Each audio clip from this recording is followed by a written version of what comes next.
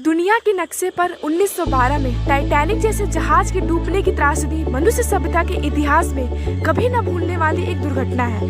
एक भव्य, विशाल और मनुष्य की नायाब व होशियार इंजीनियरिंग का यह नमूना जहाज पल भर के अंदर एक रात में समुद्र के अंदर खो गया।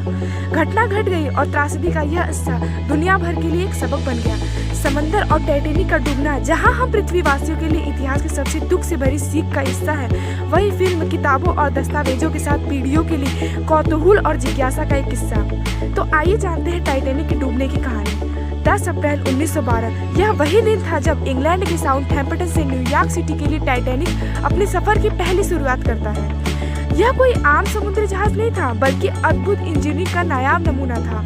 टाइटैनिक 20वीं सदी की शुरुआत में विलासिता, प्रगति और आलीशान सुविधाओं का प्रतीक था। यात्रियों की सुरक्षा को ध्यान में रखते हुए जहाज की बनावट के पीछे एक अद्भुत इंजीनियरिंग काम कर रही थी। यही एक बड़ी वजह थी जिसके चलते इसे कभी न डूबने वाले जहाज की संज्ञा दी गई। इस जहाज के कैप्टन का नाम एडवर्ड जे स्मिथ था।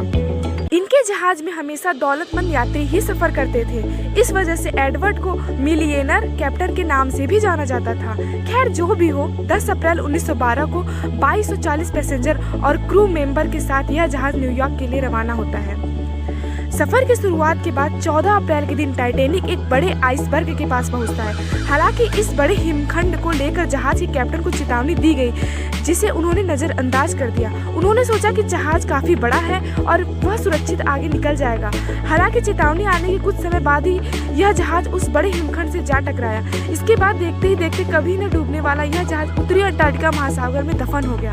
सदी के इस सबसे बड़े हादसे के करीब 1500 लोगों की जानें चली गई। इस हैरत अंगेज घटना होने के बाद कई सालों तक समुद्र में दफन इस जहाज के मलबे की खोजने की कोशिश की गई। हालांकि इस बड़ी दुर्घटना के 75 साल होने के बाद 1 सितंबर 1985 को टाइटैनिक के मलबे को दोबारा ढूंढने में सफलता मिली। टाइटैनिक के मलबे की पहली तस्वीर जब सामने आई, उसे देखने के बाद दुनिया आश्चर्यचकित हो गई। इस एक तस्वीर ने कई फिल्म मेकर्स को इस ऐतिहासिक घटना पर फिल्म बनाने के लिए प्रोत्साहित कर दिया। इसी सिलसिले में साल 1997 में जेम्स कैमरून ने इस घटना पर टाइटैनिक नाम से एक शानदार फिल्म बनाई।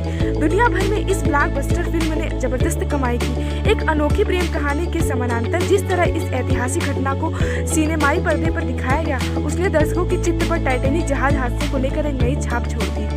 बहरहाल, यह टाइटैनिक एक बार फिर से चर्चा में है।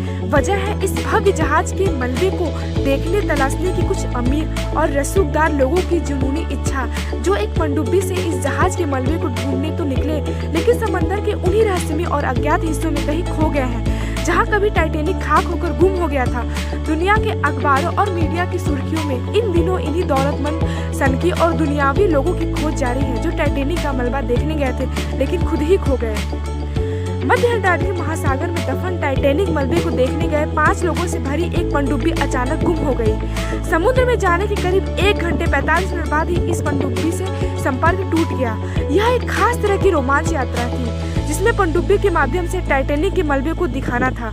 इस यात्रा की टिकट करीब 2 करोड़ रुपए थी। हालांकि पनडुब्बी के गुम होने के बाद से उसकी तलाशी जारी है। गौरतलब बात है कि इस पनडुब्बी में करीब 5 लोग सवार थे और उसमें केवल 4 दिन के लिए ही ऑक्सीजन बची है। अभी तक यह साफ नहीं हो पाया है कि समुद्र में पनडुब्बी कहां लापता हुई है। अब लापता पनडुब्बी का पता लगाने के लिए एक खोज और बचाव अभियान की शुरुआत की गई है। लापता पनडुब्बी में पाकिस्तानी अरबपति शाहजादा दाऊद और उनके बेटे सुलेमान, ब्रिटेन के व्यवसायी हामिश हार्डिंग, पनडुब्बी का संचालन करने वाले कंपनी ओशन गेट के CEO स्टॉकटन समेत 5 लोग सवार हैं। फ्रेंच के एक्सप्लोरर पाल आनरी नार्जलैंड भी इस पनडुब्बी में सवार हैं। धन्यवाद।